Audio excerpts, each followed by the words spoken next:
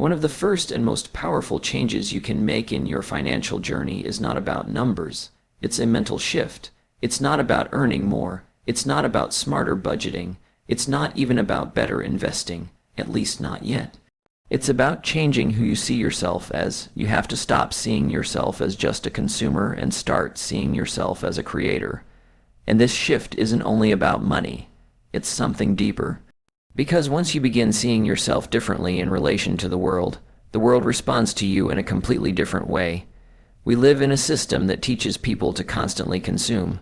From the second you open your eyes in the morning, the world starts shaping your thoughts. You're pushed to want more, buy more, scroll endlessly, click, compare, react. Your attention is being sold, your wants are being manipulated, you're conditioned to think of yourself as someone who just reacts to trends, ads, opinions, and situations. But here's a fact that most people avoid thinking about. Money goes to those who create value, not to those who desire it. When your core identity is that of a consumer, you are always on the receiving end. You're always waiting. You wait for opportunities, for someone to offer you something to save you. But when you see yourself as a creator, you switch into an active mode. You stop waiting and start making. You become the source, not just a seeker. This difference isn't just important, it's everything. Because if you're always consuming, you're teaching your brain that you're lacking something. You're stuck in a loop where you always feel like you don't have enough.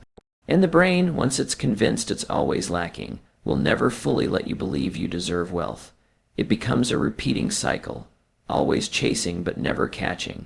That's why so many people stay stuck financially for years. Because deep down, they're not thinking like builders, they're thinking like beggars. So how do you change this? You begin by asking a braver question. What can I make? Not in some massive, overwhelming way. You don't need to build $1 million company tomorrow. Just ask, what can I create that brings value, a solution, a new idea, a post, a perspective, a tool, something small that helps someone else. That's where wealth starts to grow. Not when you ask for money, but when you start earning trust by solving real problems. That's when the world starts paying attention. And under all this lies something deeper. Creation demands responsibility, and responsibility is what turns chaos into order. When you choose to create, you're basically saying, I'm not just going to respond to life, I'm going to shape it. That's the first step toward taking back control.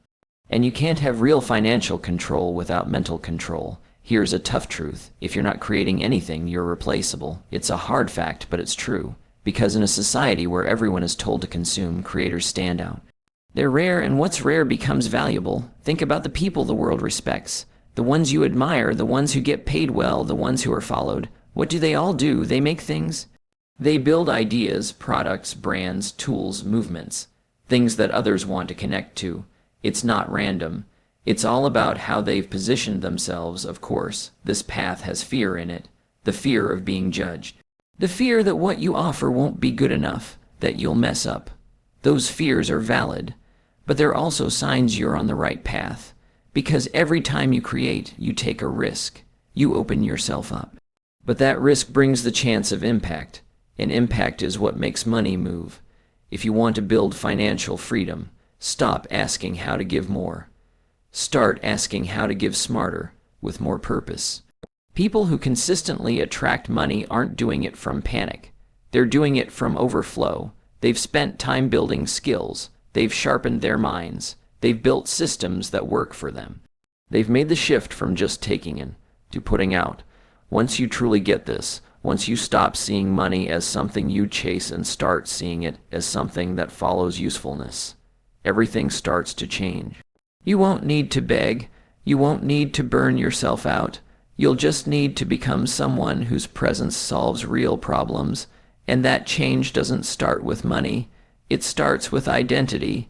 In a world full of noise, full of constant updates and distractions, deep work is becoming rare. And whatever becomes rare becomes more valuable. Most people float across the surface of life, never really going deep into anything. They keep hopping from one thing to another. They get bored quickly. They chase what's new, but here's the truth that hurts. Money, respect, and influence don't come to people who try everything. They come to people who commit deeply to one thing and get really, really good at it. Mastery has a certain pull. It feels heavy, solid, undeniable. When someone is truly excellent, you can sense it. Maybe you don't even know why. You just know it's in how they talk, how they carry themselves. There's a calm confidence that only comes from doing the work. But mastery doesn't happen by luck. It comes from focus, practice, and saying no to distractions again and again. You have to make a clear decision. That you won't keep running from challenge to challenge. That you'll stick to something long enough to truly improve. And let's be honest, it's not pretty. Deep work hurts. In the beginning, it shows you everything you're bad at. It feels slow. It feels like you're failing. That's why most people quit early. Their ego can't handle how clumsy they feel at first. But here's the twist. That struggle is the path. That's the doorway.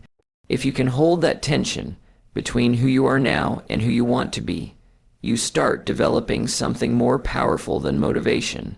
You develop obsession, not the noisy kind that burns out, the quiet kind that makes you lose track of time. That's the kind of focus the world rewards. Today's world pays for excellence, not average covered in confidence. Whether you're a writer, coder, speaker, designer, marketer, or anything else, it doesn't matter. What matters is becoming impossible to replace. Once that happens, money has to find you, because you're not optional anymore. You're essential, and to get there, you have to be patient. You have to disappear into the shadows and sharpen your edge in silence.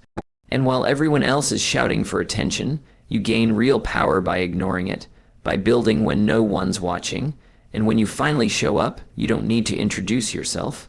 People will already know.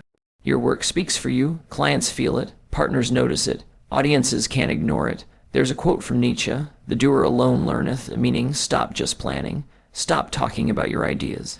Do the work, get your hands dirty, learn by trying, failing, adjusting, and repeating, because each time you try, you improve, and after enough attempts, something shifts. You're not faking it anymore. You're the real deal, and no one can take that from you. If you want money to come to you, stop trying to be seen everywhere. Focus on being great somewhere. That's the strange truth of this world. The more you focus, the more your impact grows. Being great in a small space beats being average in a huge space. And when you get good enough, you don't need to promote yourself. People will talk. Opportunities will come to you. If you feel scattered right now, slow down. Ask yourself, what's one skill that, if I became amazing at it, would change my whole life? Then go all in on that. Make it the center of your habits. We live in a world that worships quick wins, viral posts, overnight fame, but real success, the kind that lasts, is built slowly through consistency. That's the quiet superpower, doing the right things every day, no matter what, especially when you don't feel like it. Motivation is unreliable. It comes and goes. If you only move when you're inspired, you're going to fall behind. The people who win long term are those who create routines and stick to them. They don't need to be pushed.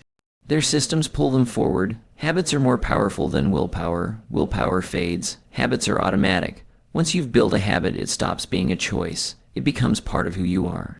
Imagine if your financial habits, saving, creating, investing, became automatic like brushing your teeth. That's when your life begins to grow without you needing to force it. Because the truth is, who you become is shaped by what you repeat. Not what you do once, but what you do daily.